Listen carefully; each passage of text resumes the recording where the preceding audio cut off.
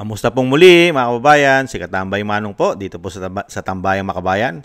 Nagbabalik po para po magkomento po sa inyo, samahan nyo po ang inyong lingkod. Magandang umaga po muna, tanghali, hapon, gabi, madaling araw po sa ating lahat. Sana po nasa maayos at mabuti po tayong kalagayan. Ito po, komentuhan po natin mga tambay. Ito po, ang mainstream media po ay talagang sila po ngayon ay nagtatrabaho na po. Ano po pinakakatrabahuhan? Nawala na po ang issue ngayon. Hindi na po sila halos nakatutok ngayon sa mga Duterte. Ang tinututukan po nila ngayon, ang lagi pong issue ngayon, ilang araw na, ang flood control mga katambay. Ang tanong, sino-sino ba talaga ang tunay na magnanakaw ng flood control? Ang pera ng flood control, saan na pupunta? Ito po mga tambay, pakinggan po natin ito po mga balita. At tingnan po natin, lalong-lalo po ang DPWH, gaano na po ba kalaki ang itinaas ng flood control na pondo taon-taon. Ito po, pakinggan po natin ang balita. Maingay ngayon ang flood control projects na umano'y kinukurakot. Hihimayin natin yan. Kasama si News 5 Chief Data Analyst Edson Guido. Edson, pakipaliwanag nga ang mga numero. Cheryl, taon-taon tayong binabaha. Pero taon-taon din ay bilyon-bilyon ang inilalaan ng gobyerno para masolusyonan ito. Kaya sinabi ni Pangulong Marcos sa kanyang SONA kahapon na may mga flood control projects na palpak, gumuho o guni-guni lang. Oo, may multo. Hindi lang sa kanta ng Cup of Joe, kundi pati sa proyekto ng gobyerno. Noong 2020 ay nasa 90 billion pesos ang flood control project ng DPWH. Dumoble ito sa 182 billion noong 2023 times 2 in 3 years. 244 billion noong 2024 at ngayong 2025 nga ay lagpas 250 billion. Sa loob lang ng 6 na taon ay nasa 1 trillion pesos na ang nagastos o planong gastusin para sa flood control. At ngayong 2025 ay nasa halos 1/3 na ng buong operations budget ng DPWH ang inalaan para sa flood control. Pero sinabi ni dating Senador Grace Poe na bumaba ang utilization rate. Mula 73% noong 2022 ay bumagsak ito sa 58% noong 2023 kung saan tumaas pa nga ang budget. Ang tanong, saan napupunta ang natitirang budget? Ayon kay Senador Ping Lacson ay nasa 2 trillion pesos na ang nagastos sa flood management nitong nakalipas na 15 taon. Katumbas yan ng halos 350 million pesos kada araw. Dagdag pa ni Senador Lacson kung ang isang high-end dredging machine ay nagkakahalagang 285 million pesos, pwede pa tayong bumili ng isa kada araw at meron pa tayong sukli na 65 million para sa maintenance. At kung magpapatuloy ang trend sa mga susunod na taon, ay aabot na nga sa mahigit 1 billion pesos kada araw ang gagastusin sa flood control. Ganon kalaking pera ang pinag-uusapan natin dito. Pero sa kabila ng lahat ng yan, ito ang naging epekto ng pinakahuling bagbaha dulot ng habagat at bagyong Krising, Dante at Emong ayon sa pinakahuling datos ng NDRRMC. 34 ang nasawi. 6 million na mga pamilya ang 1.8 million na pamilya ang apektado at more than 6 million individuals ang equivalent nito. 586 na road sections, 35 na tulay, 15,220 houses ang natamaan. Tinatayang 1.7 billion pesos sa agricultural losses at 7.4 billion pesos ang infrastructure damage. Kaya, utos ng Pangulo sa DPWH, ilabas ang listahan ng lahat ng flood control projects sa huling 3 taon. I-review ito, i-evaluate, at isa sa publiko. Kailangan talaga nating himayin kung saan napupunta ang mga pondo. Dahil, mga kapatid, habang patuloy na bumabaha sa kalsada, ay patuloy rin bumabaha ang pera para sa flood control. Pero nasa na nga ba ang resulta? Muli, ako si Edson Guido, Chief Date. Mga tambay, yung flood control po. Yung flood control po mga tambay, hindi naman po nawala. Naibulsa lang umano. Nailagay lang po sa vault. At yung iba po, nailagay na po sa mga bangko nila sa ibang bansa umano, mga tambay. Yan po, nagtataka lang po tayo mga tambay. Dito po sa mga kababayan natin na para pong walang kaalam-alam sa nangyayari pong korupsyon. Lalong-lalo po ang media. Nagtataka pa ang media. Halos kasama po nila araw-araw mga politiko. Sa tingin po ba nila ang mga politiko ngayon sa ating bansa, lalong-lalo nung pumasok ang binagoong Pilipinas? Sa tingin po ba ngayon ng mainstream media, ang mga politiko po, lalong-lalo po sa binagoong Pilipinas, ay matitino at hindi po magnanakaw? Grabe po, di ba? Ayon po sila po mismo. Grabe po ang inilobo. Magmula po nung pumasok ang binagoong Pilipinas, lumobo na po ng napakalaki ang pondo po ng flood control. Lumobo po. Nung magtapos po si dating Pangulong Duterte, ay hindi po ganon kalaki ang budget sa flood control. Pero nung pumasok na po sila, magmula po noong 2023 at 2024 at 2025, how many billions, mga babayan, daan-daang bilyon ang pinopondo po nila yan sa loob ng 3 taon. Kung susumahin mo nga, trilyon. Kaya nga nakapagsalita rin si Senador Lacson, di ba? Kung bibilin mo nga araw-araw yung sinasabing yung gamit po sa flood control, araw-araw makakabili ka na isa at sobra-sobra pa. May sukli ka pa raw. Kaya lang, ang mabigat, yung mismong pinambibili mo, yun nakukurap. Kaya wala ka na rin magiging sukli, umano, dahil sa talamak na korupsyon. Ang tanong, hanggang balita na lang po ba ito? Hanggang investigasyon? Sino po ba ang dapat sisihin dito? Yung lagi ko po sinasabi, ito po, lahat ng problema natin ito, di po ba ang unang sisisihin mo rito at nagpabaya at sinasabing bakit lumaganap ang ganitong korupsyon? Flood control pa lang ito pinag-usapan. Napakarami pang issue ng korupsyon sa ating bansa. Bakit ito lumaganap at pinag-ubra? Bakit walang mga investigasyon dito? Bakit tumagal ito ng 3 taon na ganito kalaki ang nawawalang pera sa flood control pa lamang? Bilyon-bilyon, mga kababayan. Pero ngayon lang po nagsalita ang sinasabi pong Commander-in-Chief.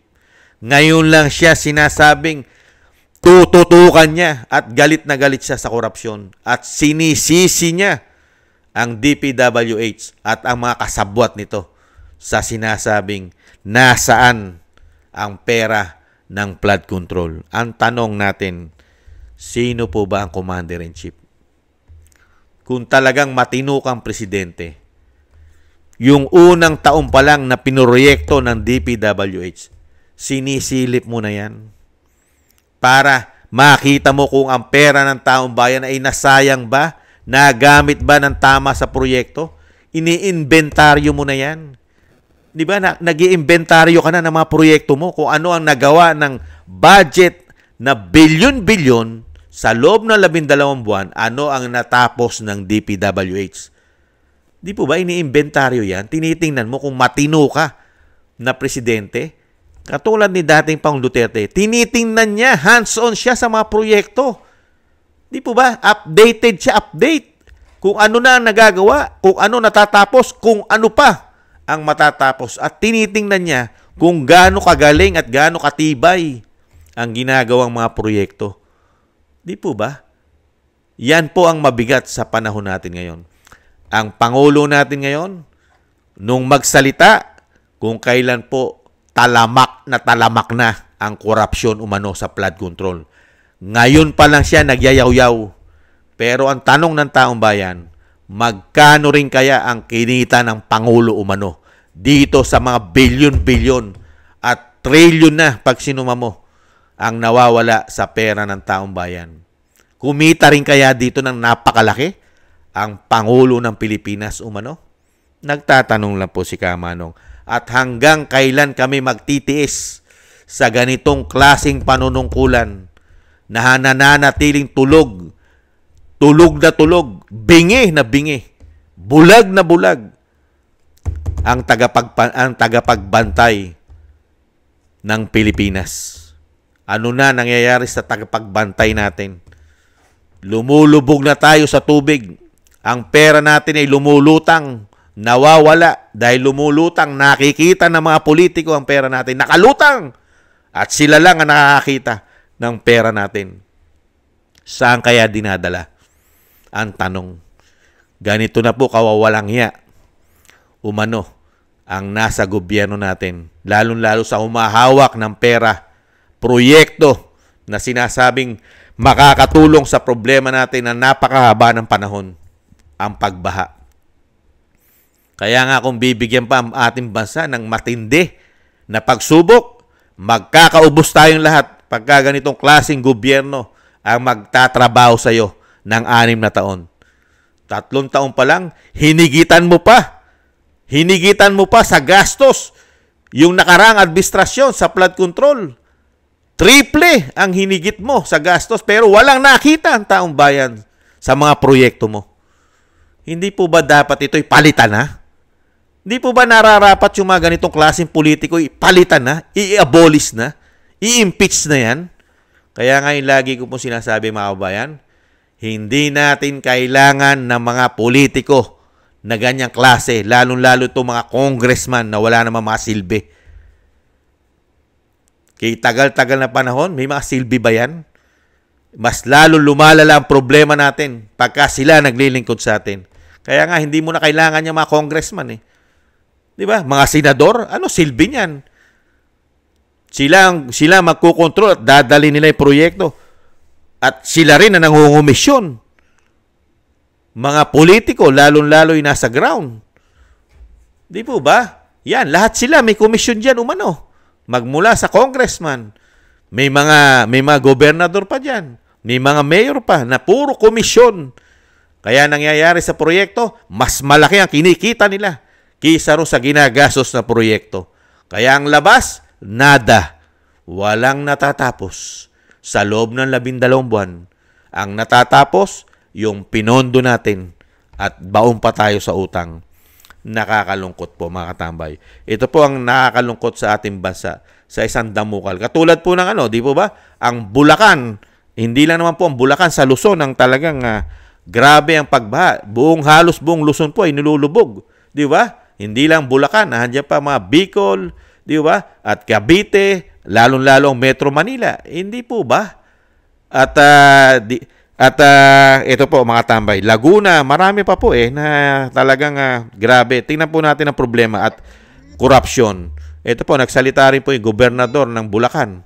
Grabe din daw po. At ang pondo raw po ay halos hindi nire-release. Nasaan ang pondo ng flood control? At yung proyekto na makakatulong sana sa pagbaha, lalong-lalo na yung pinagmamalaki ng Pangulo na 5,500 last year, tapos na yun, ayon sa kanya.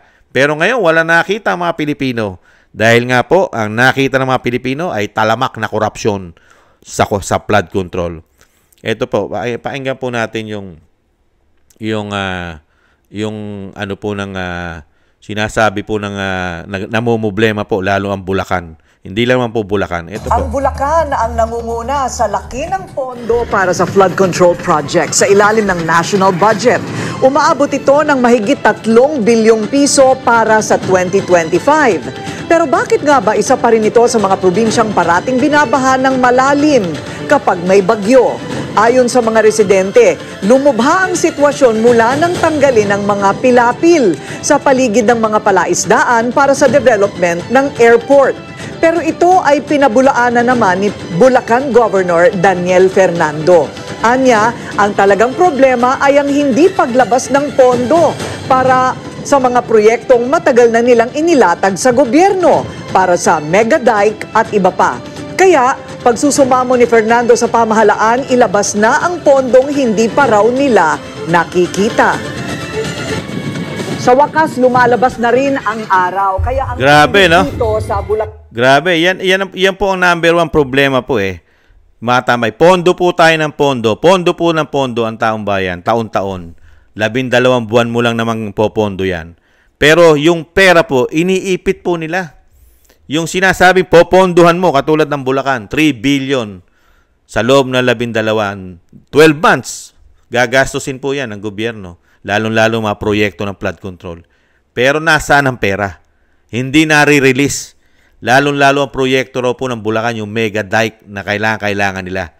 Na yan daw po ay isa sa magiging solusyon para po ang pagbagbaha ay maibsan at mabilis humupa ang pagbaha o yung tubig, mga kabayan. Ito pa po problema nila Puro Bulacan po yung laman din ng balita ngayon Yung ito po sa may ano po bang lugar ito?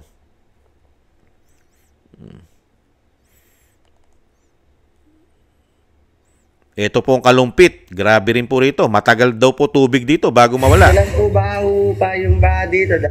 Grabe po. Wala na pong ulan ang Kalumpit, pero po hanggang dibdib pa po ang tubig. Ganun po katindi ang tubig po sa kanila. Dahil po sa magagaling na mga politiko na ang proyekto po ay sinasabing napakaraming proyekto, pero ang pera, hindi po maipaliwanag kung saan napupunta ang pera. Kailan po pa yung baha dito? Dahil po nahihirapan na din po kami dito sa Misulo. Matagal po kasi yung baha dito Maabot po ng 3 buwan yung hipa, puro po high tide. Hindi na mawala yung tubig dito, saka puro alipungan na po kami dito, yung mga tao, hirap na hirap, lagbangka. 10 araw ng lubog sa lagpas taong baha ang ilang barangay sa bayan ng Kalumpit, Bulacan.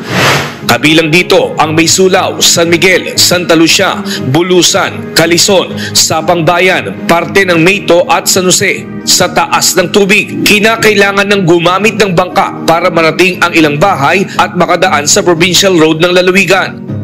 And dito kami ngayon sa Maysulaw sa Kalumpit, Bulacan. Bakit ang malalang nakita doon sa ilang mga bahay dito. At ito nakasakay kami sa bangka. Kasama namin yung barangay kapitan ng Maysulaw. At nakita natin sa paligid dito, yung mga tao dito talagang hindi na sila nakakalabas na ng bahay. Meron pong magano sa sitwasyon dahil na kung lumabas ng bahay, dahil kailangan po pong bangka. Kaya ay po, mahirap yung sabi ni Didi, 5,000 na raw ata, may napagawa ng flood control, pero parang walang paramdam na nagawa na nila. Hanggang ngayon, sa halip na dati hindi naman ganito kalalaking baha, ngayon mas malalaki. High tide pa lang, hanggang dibdib na. Hanggang dibdib pag high tide, kaya baha ng pastawan. Ayon kay Mayor Lem Faustino ng Kalumpit, Bulacan, lahat naman ng paraan para masolusyonan ang problema sa baha sa Kalumpit ay ginagawa nila sa pakikipagtulungan ng Department of Public Works and Highway o DPWH. May budget po talaga para sa retaining wall, flood control. Ay sa tingin ko naman po ginagawa naman din po ng DPWH yung kanilang project. Dito po sa amin sa Kalumpit ay dire-diretso naman po yung mga projects nila sa aming Kailugan. So ongoing naman. Isa sa nakikita nilang solusyon sa ngayon ay ang pagkakaroon pa rin ng mega dike sa Bulacan at Karatig probinsya. Maraming pamamaraan na po pwedeng maibsan itong problema sa baha. Isa sa magiging solusyon. Yan, tama po rin yung sabi ni Mayor at ni Governor. Gumagawa po ng solusyon, kaya lang maliliit. Yung DPWH, yung maliliit na proyekto, yun po ang inuuna nila. Yung pinakamalaki po sana na solusyon, katulad po na sinasabi ng gobernador ng Bulacan, na isa po yata ang dating artista yon, mga tambay, si Daniel Fernando po yata yon, yung dating artista. Yung mega dike, yun po ang kailangan po. At yun po ay pinopondohan po ng gobyerno yon. Yung sinasabi po mega dike. Kaya nga hinahanap ni gobernador nasaan na yung pondo? 3 taon na po. 3 taon na po na yung pondo ay iniintay po, nasaan na yung mga pondo para po maibsan kahit sa yung Bulacan pa lang yan at napakarami pong syudad, probinsya sa ating bansa, lalong-lalo sa Luzon, Visaya, Mindanao, na kailangan po ng mga mega dike, flood control. Kaya nga sabi ng mga kababayan natin sa Bulacan, pinagmamalaki ni BBM, ni PBBM ang mga flood control na 5,000 na, mahigit daw natatapos, hindi nila nararamdaman yung sinasabi ng Pangulo. Ang nararamdaman po nila ay paghihirap. Puro alipunga. Yun ang nararamdaman nila.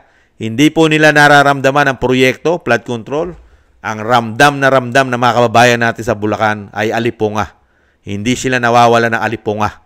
Napakahapdi niyan at napakakati pa. mga kababayan. Ganyan po kainutil. Wala po kasing pakialam ang mga politiko, lalo-lalo po pagkakurap. Di ba? Ang pinapakailaman lang po niyan ay ang ating pera. Pagka po napakailaman na ang ating pera, bahala na tayo sa buhay natin. Magkamatay na tayong lahat, magkaubos na tayo. Dahil sila, hindi naman sila nilulubog sa baha. Hindi po ba?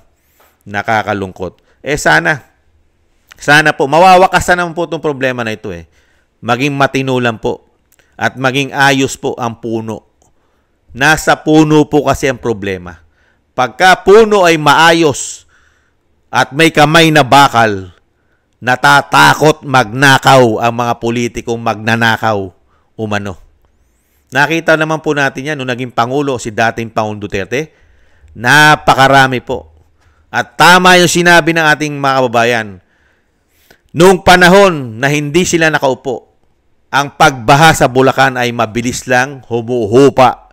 Bakit ngayon? Mula nung umupo sila at isang damukal na pera ang ipinopondo pa, lalo silang nalulubog sa baha at tumatagal pa ngayon ang tubig sa kanila. Bakit kaya? Ano ang problema? Dahil walang solusyon. May solusyon? May solusyon naman Ang malaking major problem, ang pera. Ang pera po, kahit yung mismo ang gobernador ng Bulacan nagsasabi, yung pera, ipit na ipit. Siyempre, nagdaan ng halalan. Alam naman po natin, ang mga politiko, busy-busy nung nakarang halalan. Ang mga congressman, grabing magpamigay ng pera. Mga ayuda. Isang damukal ang binibigay nila nung bago maghalalan. Hindi kaya nagastos ang pera, proyekto, naipit dahil sa pamumulitika ng mga politiko umano. At yung sinasabi nga natin, mas malaki pa umano ang napupunta sa kanila kisa sa mga proyekto na makakatulong sa taong bayan. Hindi kaya? Yan po mga kabayan, ang tanong, kailan kaya mapapalitan ang mga damuho na yan na wala naman po kasilbi-silbi na mga halal ng bayan. Lalong-lalo po yata ang tinaguriang sinasabi ni dating Pangulong Duterte na meron tayong weak na leader. Mahina at meron pang karga-karga itong bisyo umano na pulburon at coke. Kaya ang nagdurusa, tayo ang nagdurusa. Tayo ang nahihirapan. At ang ating pera ay naibubulsa lang ng mga kawatan umano. Maraming salamat po mga tambay sa mga gusto po natin tambay mga kabayan sa YouTube at TikTok at ganoon din po sa mga subscribers po natin. Maraming salamat po sa inyo. Mabuhay po kayo. Ingat-ingat po. Lalo-lalo po ngayon, binabaha po tayo. Ingat-ingat po. At ganoon din po sa ating mga subscribers. Thank you po sa inyo. At thank you rin po sa mga nagbibigay po ng tulong at biyaya. Mga kababayan, maraming salamat po sa inyo. Shoutout po sa inyo lahat. Mabuhay po kayo. Ingat-ingat din po mga kababayan. Lalo-lalo po sa inyong mga paggawa. At bago po tayo magtapos, yung lagi ko pong binabanggit at hinihiling na pag magkaisa po tayo sa ating po mga dasal at panalangin na maingatan po, siyempre po, maingatan po tayo. Sama po natin sa ating mga dasal. At ganoon din po ang pamilya Duterte. Isama rin po natin sa ating mga dasal na maingatan po ang sila, ang Vice President, ang dating Pangulong Duterte. Madugtungan pa po ang kanyang buhay, kalakasan at maingatan po sa kapahamakan at makabalik po sa lalong mabilis sa ating bansa, mga kababayan. Muli po, maraming salamat po. Sa ulitin po, paalam po muna. Bye-bye. Ingat-ingat po.